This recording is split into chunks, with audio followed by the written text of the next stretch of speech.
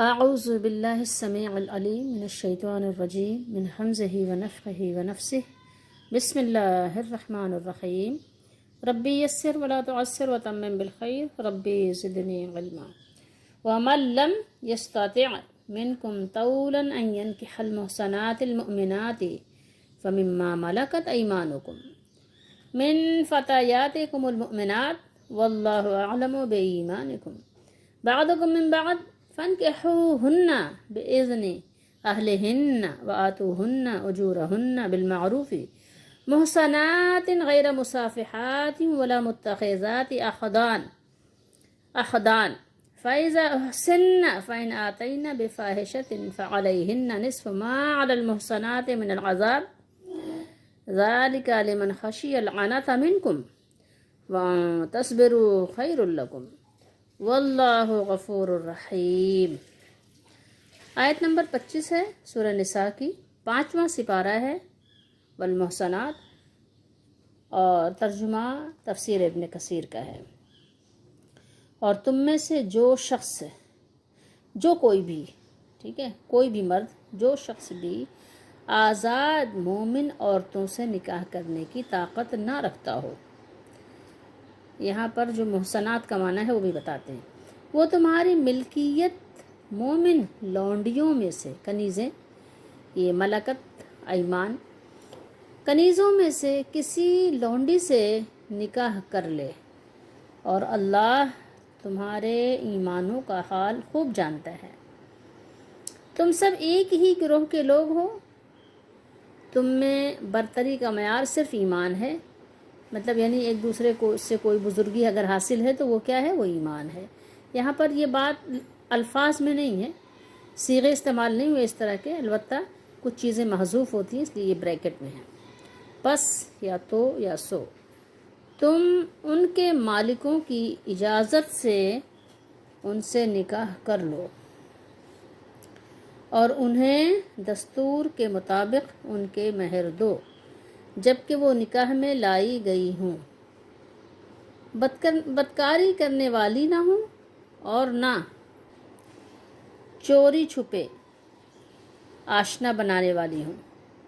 پھر جب وہ نکاح میں آ جائیں اور اس کے بعد وہ بدکاری کریں تو ان کی سزا آزاد عورتوں کی سزا کا نصف ہے۔ کتنا ہے؟ آدھا ہے۔ یہ اجازت بریکٹ میں ہے، یہ تم میں سے اس کے لیے ہے جسے گناہ کی راہ پر چلنے کا اندیشہ ہو، کہ اگر اس نے کنیز کو نکاح میں نہ رکھا تو کیا ہوگا، گناہ میں پڑ جانے کا اندیشہ ہوگا۔ تو جس کو اندیشہ ہو، اور یہ کہ تم صبر کرو تمہارے لیے بہتر ہے، صبر بہتر ہے، اور اللہ بخشنے والا، بہت بخشنے والا، بڑا رحم کرنے والا ہے۔ یہاں پر جو محصنات کا لفظ استعمال ہوا ہے یہ کئی معنی کے لیے ہے۔ نمبر 1 ہے یہ آزاد خاتون، آزاد عورتیں، اور عفت مآب یعنی پاک دامن عورتیں جو پارساں ہوں، اور مومنات یعنی ایمان والیاں ہوں۔ یہاں پر اللہ تعالیٰ نے ارشاد فرمایا ہے کہ آزاد عورتوں سے نکاح کی استطاعت نہ ہونے کی صورت میں کنیزوں سے نکاح کر لینے کے بارے میں اللہ تعالیٰ نے یہاں جواز بیان فرمایا۔ فرماتا ہے اللہ تعالیٰ کہ تم میں سے جس شخص کو اس بات کی طاقت نہ ہو، قدرت نہ ہو یا استطاعت نہ ہو، ان ينكح المحصنات، وہ مومن آزاد عورتوں سے نکاح کرے۔ یہاں پر آسان طریقے سے سمجھیے کہ اللہ تعالیٰ نے بیان کیا کہ صحابہ کرام میں سے کہ جن صحابہ کرام کے پاس اتنی مالی حیثیت نہیں ہے کہ وہ مومن آزاد خواتین سے نکاح کر سکیں، تو پھر ان کے لیے حکم فرمایا کہ وہ جو ان کے قبضے میں فمما ملکت ایمانکم من فتیاتکم المؤمنات، یعنی وہ مومن کنیزوں یعنی لونڈیوں سے ہی جو تمہارے مومنوں کے قبضے میں آ گئی ہوں، ان سے نکاح کر لے، ٹھیک ہے۔ واللہ عالم بایمانکم بعضکم من بعض، اور اللہ تمہارے ایمان کو اچھی طرح جانتا ہے، تم آپس میں ایک دوسرے کے ہم جنس ہو، یعنی وہ تو تمام امور کے حقائق اور اسرار کو جانتا ہے۔ کون؟ اللہ تعالیٰ۔ جبکہ لوگوں تم صرف کیا جانتے ہو؟ ظاہری امور ہی جانتے ہو، لوگوں کے ظاہری معاملات ہی جانتے ہیں نا ہم تو، لیکن اللہ تعالیٰ تو ظاہر باطن سب کچھ جانتا ہے۔ پھر یہاں آگے فرمایا فَانْكِحُوا بِإِذْنِ أَهْلِهِنَّ، تو ان لونڈیوں کے ساتھ ان کے مالکوں سے اجازت لے کر نکاح کرو۔ بے اذن ہے نا، بے اذن اجازت کے ساتھ نکاح کرو۔ اسی طرح وہ اپنے غلام کا بھی کون ہے؟ ولی ہے۔ اگر کسی سپاہی کے قبضے میں خاتون آئے تو وہ کیا بنتی ہیں؟ ان کو کیا کہا جاتا ہے؟ لونڈی یا خادمہ یا کنیز، ٹھیک ہے۔ اور اگر کوئی مرد آئے ملکیت میں سپاہی کے تو اس کو کیا کہتے ہیں؟ غلام۔ تو یہ دونوں ان دونوں کے ولی کون ہیں؟ جو اس کا مالک ہے، جو جس کی ملکیت میں وہ ہے، قبضے میں ہے، تو وہی اس کا ولی ہے۔ تو یہاں پر اللہ تعالیٰ نے فرمایا کہ اگر کنیز کا نکاح کیا جا رہا ہے تو اس کی ولی سے اجازت لے جائے گی۔ کنیز کے ساتھ اگر کوئی مرد نکاح کر رہا ہے تو کنیز سے ایسے نکاح نہیں ہوگا، بلکہ اس کا جو ولی ہے جس کے وہ قبضے میں ہے، پہلے اس سے اجازت لے کر پھر اس سے نکاح کرو۔ اسی طریقے سے جو غلام کا جو ولی ہے وہ بھی اس کا مالک ہے، جو اس کے قبضے میں وہ ہے، جس کے قبضے میں اختیار میں وہ ہے، تو غلام بھی جب کہیں نکاح کرے گا تو اپنے مالک سے اجازت لے گا۔ تو اسی آیت کے ذیل میں ابن کثیر نے اپنی تفسیر میں لکھا ہے کہ یہ آیت اس بات کی دلیل ہے کہ مالک اپنی لونڈی کا ولی ہے، لہٰذا اس کی اجازت کے بغیر اس کی لونڈی سے نکاح نہ کیا جائے۔ اور حدیث شریف بھی بیان کی ہے، کہاں سے حدیث بیان کی ہے؟ سنن ابی داؤد سے۔ حدیث کیا ہے؟ بیان فرمایا کہ ایما عبد تزوج بغیر اذن موالیہ فہو آخر، جو غلام اپنے مالک یا مالکان کی اجازت کے بغیر نکاح کرے وہ بدکار ہے۔ اور اسی طریقے سے فرمایا کہ اگر لونڈی کی مالک عورت ہو، یعنی جو کنیز ہے اس کی مالکن جو ہیں وہ خاتون ہیں، تو اگر کنیز کی مالکن کوئی عورت ہو تو اس کا نکاح کس کی اجازت سے ہوگا؟ اس کا نکاح اس شخص کی اجازت سے کیا جائے گا جس کی اجازت سے اس خاتون کا نکاح کیا جا سکتا ہو، یعنی جو خاتون کا ولی ہے اس خاتون کی کنیز کا ولی بھی وہی ہوگا۔ یہ اس طرح آسان لفظوں میں آپ سمجھ لیجئے، کیونکہ حدیث شریف میں ہے، پھر یہ حدیث شریف بھی بیان کی ہے لا تزوج المرأة المرأة ولا تزوج المرأة نفسها فإن الزانية هي التي تزوج نفسها۔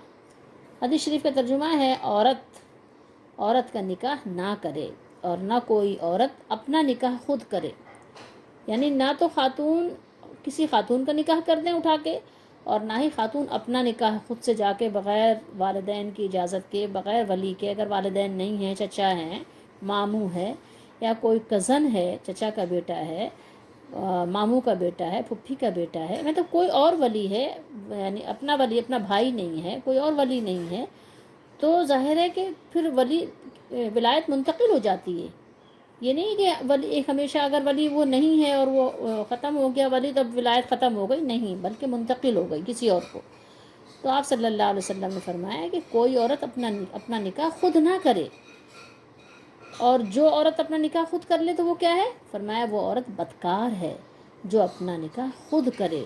فرمایا کہ جو اپنا نکاح خود کرے وہ کیا ہے؟ بدکار ہے۔ اللہ تعالی ہم سب کو بچائے اور ہمارے جنریشن کو بھی، بچوں کو بھی بچائے، آمین۔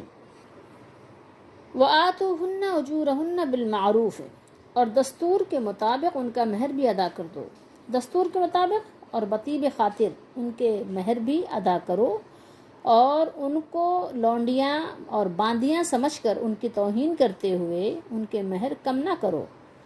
محسنات بشرطے کہ عفیفہ ہوں، پاک دامن ہوں، ٹھیک ہے، اور زنا کا ارتکاب نہ کرتی ہوں، جو غلط کام ہوتے ہیں اس طرح کی حرکتیں نہ کرتی ہوں۔ فرمایا غیر مصافحات یعنی ایسی کھلم کھلا بدکار نہ ہوں کہ لوگوں کو دیکھ کر ہی اندازہ ہو جائے، بہت سی ایسے آج کل محافل ہیں، اندازہ ہو جاتا ہے کہ خاتون کیسی ہیں، تو ایسی بھی نہ ہو کہ وہ کھلم کھلا ایسی حرکتیں کرتی ہوں اور لوگوں کو، مردوں کو دعوت دیتی ہوں، تو وہ اس طرح کی خواتین نہ ہوں۔ اور پھر آگے فرمایا اللہ تعالیٰ نے ولا متخذاتی اخدان، اور فرمایا کہ چوری چھپے یعنی چپکے سے، در پردہ کہیں یا پردہ پوشی کے ساتھ، خاموشی کے ساتھ، کسی کو معلوم نہ ہو، افیئر چل رہے ہوں ان کے۔ حضرت عبداللہ بن عباس رضی اللہ تعالیٰ عنہما فرماتے ہیں کہ مصافحات سے مراد وہ یعنی بدکار خواتین ہیں جو کھلم کھلا بدکاری کا ارتکاب کریں، اور فرمایا کہ متخذاتی اخدان سے مراد وہ ہیں جنہوں نے در پردہ دوست بنا رکھے ہوں۔ حضرت ابو ہریرہ رضی اللہ تعالیٰ عنہ، مجاہد، شعبی، ضحاک، عطا، خراسانی، یحییٰ، ان سب کا کیا بیان ہے؟ ان سب سے مروی ہے کہ اخدان سے مراد خفیہ دوستی یاری ہے، یعنی جو خاموشی سے اپنے دوست بنائے رکھتی ہیں، لوگوں کو نہیں معلوم ہوتا۔ پھر بیان کیا اللہ تعالیٰ نے فَإِذَا أُحْسِنَّ فَإِنْ آتَيْنَ بِفَاحِشَةٍ فَعَلَيْهِنَّ نِصْفُ مَا عَلَى الْمُحْصَنَاتِ مِنَ الْعَذَابِ، پھر اگر نکاح میں آ کر بدکاری کا ارتکاب کر بیٹھیں تو جو سزا آزاد خواتین کے لیے ہے، آزاد عورتوں کے لیے ہے، اس کی آدھی سزا ان کو دی جائے گی۔ کس کو؟ جو کنیزیں ہیں، جن کو لونڈیاں بھی کہتے ہیں، تو ان کو آدھی سزا دی جائے گی۔ کنیزوں کی سزا اللہ تعالیٰ نے آدھی کر دی ہے، جیسے کہ آزاد عورت اگر برا کام بدکاری والا کرے تو اس کے لیے کیا ہے؟ 100 کوڑے ہیں جو کماری ہے، تو جو کنیز ہے اس کے لیے کتنے ہوں گے؟ 50 کوڑے ہوں گے۔ اور پھر وہ مفسرین نے فرمایا کہ اس میں رجم کی سزا جو ہے کنیز کے لیے نہیں ہے، کیونکہ رجم میں تو یہ ہے کہ ظاہر اس کو اتنا مارا جائے گا کہ اس کو ختم کر دیا جائے گا، تو کنیز کا وہ مفسرین فرماتے ہیں کہ اس کا رجم کا جو سلسلہ ہے وہ اس کے لیے نہیں ہو سکتا، ممکن نہیں ہے۔ واللہ علم، اللہ ہی بہتر جانے۔ بہرحال تو یہ تو سارے معاملات ان کے لیے ہیں جو قاضی ہیں، جو فیصلہ کرتے ہیں، جو عدالتوں میں بیٹھنے والے ہیں، یہ سارے قوانین ان کے لیے ہیں کہ وہ ظاہر ہے سزا کا نفاذ کون کرے گا؟ وہی کریں گے۔ گواہوں کو کون طلب کرے گا؟ وہی کریں گے۔ تو یہ ساری عمومی طور پر سارے مسائل ان کے لیے ہیں کہ وہ ان چیزوں کو پڑھیں، سمجھیں۔ لیکن بہرحال فی الحال فی زمانہ کنیزوں کا کہیں دور دور کوئی نام نہیں ہے، نہ کوئی کنیز ہے، نہ کوئی غلام ہے۔ بہرحال فرمایا ذالک لمن خشی العنۃ منکم، یعنی مذکورہ شرائط کے ساتھ باندیوں سے نکاح کرنے کی اجازت اس شخص کو ہے جسے یعنی صبر نہ ہو، نکاح کے بغیر صبر نہ ہو، وہ نکاح کے بغیر رہ ہی نہ سکتا ہو، اس کی زندگی مشقت میں پڑ جائے اور اس کے لیے مشکل ہو جائے گزر اوقات، تو پھر ایسی صورت میں اللہ تعالیٰ نے اس کے لیے لونڈی سے نکاح کرنا جائز قرار دیا ہے۔ یہ بظاہر تو برحال سارے احکام صحابہ کرام کے ہی لیے، انہی کے زمانے میں جنگیں ہوئیں، یا تابعین، تابعین کے لیے، یعنی جب خلفاء کا زمانہ تھا اور جب جہاد وغیرہ ہو رہے تھے اور جب ان کا یعنی وجود تھا، غلام اور کنیز کا وجود تھا۔ بہرحال ابھی فی زمانہ تو ان کا کوئی وجود نہیں ہے، تو اللہ تعالیٰ نے لونڈی سے نکاح کرنے کے یہاں احکام بیان فرمائے اور فرمایا کہ اگر لونڈی سے، لونڈی آپ جان سکتے ہیں نا کہ کسی اور کی کنیز ہے، وہ اس کی نہیں ہے، اس کے پاس نہیں ہے، کسی اور کی ہے، اس سے اگر یہ نکاح نہ کرے اور اپنے آپ کو یعنی بدکاری سے بھی باز رکھے، اس کو باز رہنے کے لیے اپنے آپ کو یعنی نفس کے مجاہدہ بھی کرے، تو یہ اس کے لیے بہرحال بہتر ہے، کیونکہ اگر وہ اس سے کسی کی کنیز سے شادی کر لے گا تو اس کے یعنی بطن سے جو بچے پیدا ہوں گے تو پیدا ہونے والی اولاد اسی کے مالک کے غلام ہوگی۔ جو کنیز ہے، کنیز کے مالک سے اجازت لے کر کسی نے نکاح کیا ہے، اب کنیز سے جو بچے پیدا ہوں گے اس کے، تو وہ غلام کس کے ہوں گے؟ اسی کنیز کا جو مالک ہے اسی کے غلام یہ بھی ہوں گے، بچے بھی اس کے غلام ہوں گے۔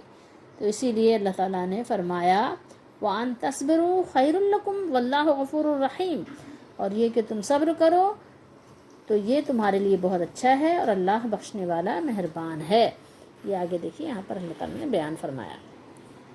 اب اس کو تھوڑا سا آسان انداز میں اس طرح سمجھیے کہ اللہ نے فرمایا وَمَن لَمْ يَسْتَطِعْ، یعنی اگر کسی شخص کی مالی حالت اس بات کی اجازت نہیں دیتی کہ آزاد مسلمان عورتوں سے نکاح کرے تو کسی دوسرے مسلمان کی لونڈی سے نکاح کر لے۔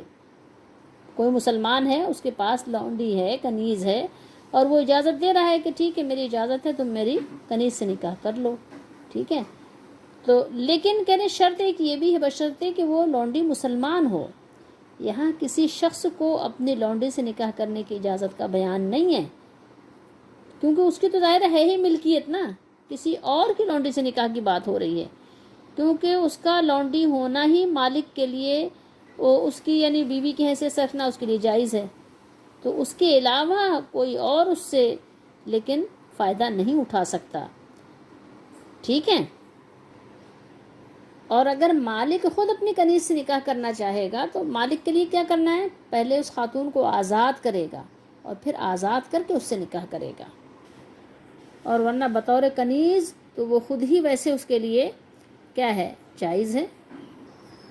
بعضکم من بعد، یعنی تم سب آدم علیہ السلام کی اولاد ہو اور تمہاری ملت بھی ایک ہے، پھر محض لونڈی ہونے کی وجہ سے یعنی نکاح میں تردد کرنے کی کوئی ایسی چیز نہیں ہے۔ اس کے علاوہ یہ ہے کہ جنس کے لحاظ سے بھی ایک ہی ہے نا، مرد عورت کیا ہیں؟ عورت کو بھی انسان کہا جاتا ہے، مردوں کو بھی انسان کہا جاتا ہے، ہر دو کے لیے کیا ہے؟ جنس انسان۔ تو آزاد ہو یا غلام ہو، سب ایک ہی جنس سے تعلق رکھتے ہیں، سارے ایک ہی نفس سے پیدا ہوئے ہیں۔ فضیلت کا معیار اگر کچھ ہے تو وہ کیا ہے؟ وہ ایمان ہے اور تقوی ہے۔ اللہ تعالیٰ کو بے حیائی اور بدکاری کتنی ناپسند ہے کہ اللہ تعالیٰ نے یہاں دیکھے کیا فرمایا، محصنات غیر مصافحات ولا متخذات اخدان۔ یہاں پر اللہ تعالیٰ نے فرمایا کہ مومن باندیوں سے نکاح کرو اس حال میں کہ وہ پاک دامن ہوں، نہ کہ وہ مصافحات ہوں، مصافحات سے نہیں کرنا، ٹھیک ہے۔ اگر وہ علانیہ طور پر یعنی بدکاری کرنے والی ہوں یا خفیہ طور پر وہ افیئر چلانے والی ہوں تو ان سے اللہ تعالیٰ نے یعنی اپنے آپ کو بچا کر رکھنے ہی کا حکم دیا کہ ایسے پاک دامن باندیوں سے نکاح کرو، ان کو تلاش کرو کہ جو پاک دامن ہوں، جو غائبانہ طور پر بھی اور آزادانہ طور پر دونوں طریقوں سے اپنے آپ کو پاک دامن رکھتی ہوں۔ اللہ تعالیٰ نے اس بات کو پسند فرمایا۔ اللہ تعالیٰ نے ان گندی عورتوں کو پسند نہیں کیا کہ جو الٹی سیدھی حرکتیں کرتی ہیں۔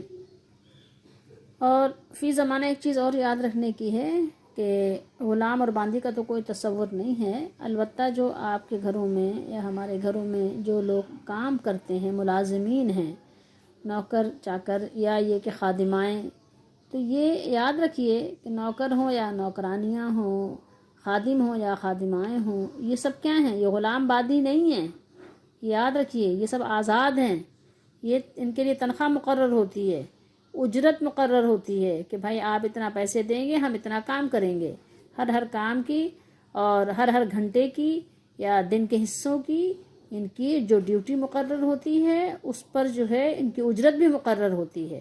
تو اب آپ کہیں کہ یہ غلام اور باندی ہیں، نہیں، ہرگز نہیں، بڑا فرق ہے غلام اور باندی میں اور یہ آپ کے ملازمین میں جو آپ رکھتے ہیں۔ تو یہ غلام اور باندی ہرگز نہیں ہیں بلکہ یہ آزاد ہیں، اور یہ جب چاہتے ہیں چھوڑ کے چلے بھی جاتے ہیں، ٹھیک ہے۔ بلکہ آج کل تو ظاہر ہے ان کے نخرے بھی بہت زیادہ ہیں اور یہ تو بالکل بھی پابندی بھی نہیں کرتے، جبکہ غلام اور باندی کا تصور ابھی آپ کر بھی نہیں سکتے کہ وہ کس قدر پابند ہوتے ہیں جن کی ملکیت میں ہوتے ہیں۔ خیر، بہت سے علاقوں میں ایسا بھی ہے کہ بچوں کو کیا کرتے ہیں؟ اغوا کر لیتے ہیں، بچوں کو چرا لیتے ہیں، بچوں کو چھین لے جاتے ہیں چپکے سے، اور پھر کیا کرتے ہیں؟ کسی علاقے میں لے جا کر بیچ دیتے ہیں، اور جو لوگ خریدتے ہیں ان بچوں کو غلام بنا لیتے ہیں۔ یہ بھی کیا ہے؟ سراسر حرام ہے۔ کوئی بھی اس طرح کسی کے بچوں کو خرید نہیں سکتا، ظاہر ہے لوگ خریدنا چھوڑ دیں گے تو لوگ بیچنا بھی چھوڑ دیں گے، تو ایسا کرنے سے یہ غلام باندی نہیں بن جائیں گے کہ آپ کسی کے بچے کو خرید لیں اور غلام بنا لیں کہ جناب میں نے خریدا ہے اس کو اتنے میں تو یہ ہمارا غلام ہے، ایسا نہیں ہے۔ یہ سب چیزیں حرام اور ناجائز ہیں، اور اللہ تعالیٰ کے غضب کو دعوت دینے کے لیے ہیں۔ اللہ تعالیٰ ہم سب کو بچائے۔ محسنات، اس سے پہلے ہم نے بتایا تھا کہ یہ محسنات کا کیا کیا معنی ہوتا ہے، اور یہاں پر بھی دیکھیے کئی جگہ محسنات کا لفظ آیا ہے۔ حروف اصلی میں نے آپ کو بتایا تھا کہ ہا صاد نون ہے، ہا صاد نون ہے، اور ان الفاظ کا ماخذ کیا ہے؟ وہ ہے احسان، احسان، ٹھیک ہے۔ تو اور اس کا لفظی اور لغوی معنی کیا ہے؟ وہ ہے روکنا اور حفاظت کرنا، ٹھیک ہے۔ ویسے آپ نے پڑھا ہوگا کہ دعاؤں کی کتاب کو کہتے ہیں نا حسن المسلم یا حسن حسین، اس طرح کا نام رکھتے ہیں، تو اس کا معنی قلعہ بھی ہوتا ہے۔ تو اسی مناسبت سے جو مرد یا خاتون بدکاری سے اپنی حفاظت کرتے ہیں ان کو بھی محسن اور محسنہ کہتے ہیں، اور اس کے معنی جو قرآن و حدیث میں متعین ہیں اس کے رد و بدل کی کوئی گنجائش نہیں ہے۔ یہاں دیکھیے ایک جگہ یہاں استعمال ہوا محسنات، پھر یہاں استعمال ہوا محسنات، پھر یہاں استعمال ہوا محسنات، اور پھر یہاں ہے فَإِذَا أُحْسِنَّ، یعنی پھر وہ کیا کریں کہ جو وہ نکاح میں آ جائیں اور نکاح کے ذریعے سے وہ کیا ہوں، محفوظ ہو جائیں، اپنی یعنی حفاظت کر لیں، ہر طرح کی بدکاری اور بری حرکتوں سے اپنی حفاظت وہ کر لیں، کیونکہ یہ نکاح بھی اس کا ذریعہ ہے۔ تو یہاں پر محسنات سے مراد ہے آزاد عورتیں جو کہ مومنات بھی ہوں۔ یہاں پر جو استعمال ہوا یہاں پر ہے پاک دامن عورتیں، پاک دامن یعنی وہ پاک دامن ہوں اور وہ مصافحات نہ ہوں، یعنی دستور کے مطابق نکاح کے ذریعے سے وہ پاک دامن بن جائیں۔ اور یہاں فرمایا فَإِذَا أُحْسِنَّ، یہاں اللہ نے فرمایا کہ اور جب وہ نکاح سے محفوظ ہو جائیں، نکاح کے ذریعے سے پاک دامن ہو جائیں۔ اب ذرا ان آیات مبارکہ پر غور کیجئے تو اندازہ ہوگا کہ آیات مبارکہ جو ہے اس کے ہر یعنی صیغے سے اللہ تعالیٰ نے کس طرح سے نصیحت فرمائی ہے، مومنات کو بھی اور مومنین کو بھی۔ لیکن آپ یہ دیکھیے کہ ہمارے لیے اس میں سبق یہ ہے کہ کیا ہم واقعی اس اللہ تعالیٰ کے فرمان پر پورے اتر رہے ہیں؟ کیا ہم واقعی اپنی زندگی میں اس کا نفاذ کر رہے ہیں، عمل کرتے ہیں؟ پاک دامنی کی تو اتنی اہمیت بیان کی گئی ہے، ہمیں پاک دامن رہنے کا کتنا ادب سکھایا گیا ہے، تو کیا ہمارے خواتین و حضرات جو لوگ ہیں ہمارے دور میں، ہم میں سے کیا یہ لوگ واقعی پابند ہیں اس بات کے کہ پاک دامنی کو فروغ دیں، خود بھی پاک دامن رہیں اور اپنی نسلوں کو بھی پاک دامن رہنے کا سبق دیں، اور ان کو سکھائیں کہ بھائی آپ غیروں کے طور طریقوں کو نہ اختیار کرو، آپ کا طور طریقہ تو قرآن ہے اور سنت ہے، رسول اللہ صلی اللہ علیہ وآلہ وسلم کی زندگی ہے، صحابہ کرام رضی اللہ تعالیٰ عنہم کا عمل ہے، تو ہمارے اور آپ کے لیے تو قرآن ہے۔ ہماری آپ کی زندگی یہ زندگی تھوڑی ہے کہ کھیل تماشا بنا کر اور کھیل کود کر بس ہر وقت ناچنا گانا کھانا پینا اور گھومنا پھرنا شاپنگ کرنا اور بس ایک ننگا ناچ کرنا، اس کے بعد مر جانا۔ یہ تو نہیں ہے ہماری زندگی۔ ہم تو جیتے ہیں کہ دنیا میں تیرا نام رہے، ہم تو جیتے اس لیے ہیں کہ ہم تو اسلام کے لیے جیتے ہیں، اور جنت جس کا وارث اللہ تعالیٰ نے مسلمانوں کو بنایا ہے اس کے حصول کے لیے جیتے ہیں۔ وہاں کی زندگی ہے کہ جو آپ یہاں خیالوں میں تصور کرتے ہیں، خوابوں میں دیکھتے ہیں، جس کا آپ ایک تصور باندھتے ہیں، جس کو آپ یعنی کہنا چاہیے حاصل کرنے کے لیے ساری زندگی کھپا دیتے ہیں، تو اصل تو وہ زندگی آپ کو جنت میں ملے گی، دنیا میں مل ہی نہیں سکتی۔ آپ اپنے آپ کو کہنا چاہیے کہ محنت کر کر کے، مشقت کر کر کے، پریشان کر کر کے اپنی زندگی کو ختم کر کے کچھ حاصل کرتے ہیں، لیکن وہ اس وقت مزے کے سارے سامان ختم ہو جاتے ہیں، نہ آپ کو کھانے کا مزہ رہ جاتا ہے، نہ پہننے کا مزہ رہ جاتا ہے، نہ گھومنے پھرنے کا مزہ رہ جاتا ہے، نہ شادی بیاہ عورتوں مردوں کا مزہ رہ جاتا ہے، کچھ نہیں رہ جاتا، خالی دامن ہو جاتے ہیں جب جا کے آپ دنیا کو بھرتے ہیں۔ آپ سمجھتے ہیں کہ دنیا کا سارا سامان مال و دولت آپ کے مزے کے لیے یہی چیزیں ہیں، اگر یہ چیزیں ہوں گی تو آپ کی زندگی عیش و آرام کی گزرے گی، آپ کی من پسند گزرے گی۔ ایسا نہیں ہے۔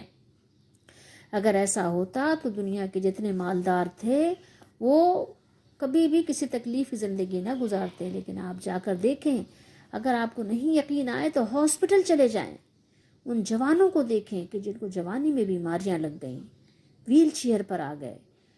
پھر ان بوڑھوں کو دیکھیں کہ جن کو اللہ نے طویل زندگی دی، پھر دیکھو کہ ان کی کیسی لائف ہے، کیا ان کا لیوش اسٹائل ہے. ذرا جا کر دیکھیں ان کے ویل چیئر پر، یا ان کے جو وہ بیڈ ہیں جس پر وہ خود چل بھی نہیں سکتے، بیڈ کے ذریعے سے وہ ویل لگے ہوئے ہوتے ہیں، اس پر چل رہے ہوتے ہیں، چلائے جا رہے ہوتے ہیں، چل کے آ رہے ہوتے ہیں، چلائے جا رہے ہوتے ہیں.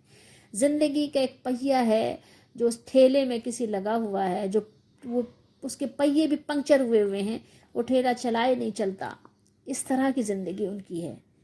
کبھی سوچیں، آپ دیکھیں تو ہم دنیا میں دنیا کے ان مزوں کے لیے نہیں آئے ہیں کہ جس میں آپ کی آنکھیں چکا چوند ہو گئی ہیں. یہ تو بس عارضی ہے، بہت تھوڑی سی، بہت معمولی سی ہے، بہت جلدی ختم ہو جاتی ہے. اپنے اولادوں کو یہ سبق پڑھائیں، سکھائیں، اپنے بچوں کو دکھائیں کہ دیکھو بچوں، کتنے بچے ایسے ہیں جو کچرے کے ڈھیر سے اٹھا کر کچھ کھاتے ہیں، ان کو کچھ کھانے کو میسر نہیں ہے.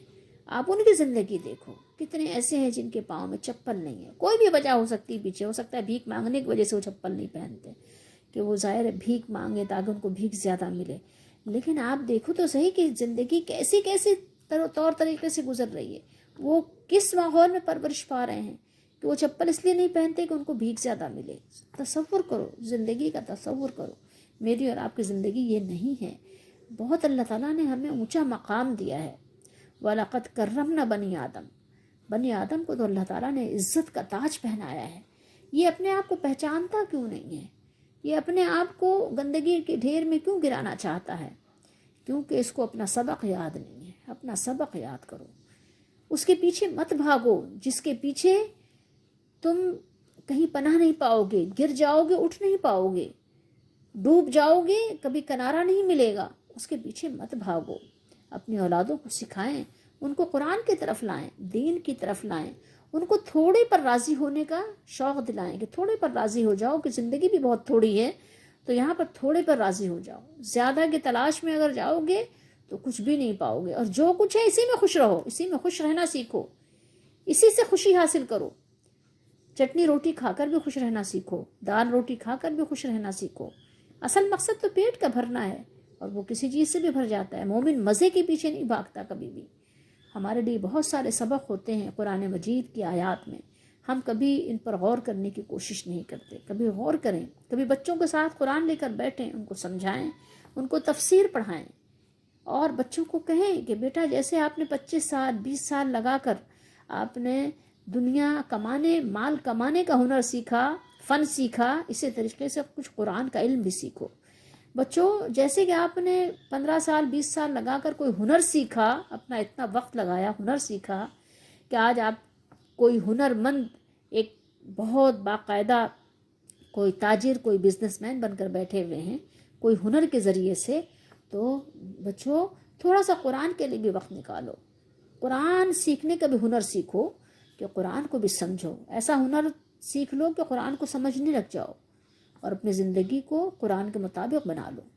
کیونکہ یہ تو نہیں پتا کہ تم مال و دولت کماتے کماتے اس سے نفع اٹھا سکو گے کہ نہیں سکو گے، لیکن یہ تو پتا ہے کہ موت تو آنی ہے، مرنے کے بعد کی زندگی تو یقینی ہے. تو اس لیے اس کے لیے تیاری کرو. تو اپنے بچوں کو تھوڑا سا اس کی بھی عادت ڈالیں. اللہ تعالیٰ ہم سب کو سمجھنے کی توفیق دے. قرآن پڑھیں، اس کو سمجھیں، اس پر عمل کریں، اور اس کے لوگوں کو آگے پہنچائیں، لوگوں کو آگے سکھائیں، بتائیں، سمجھائیں.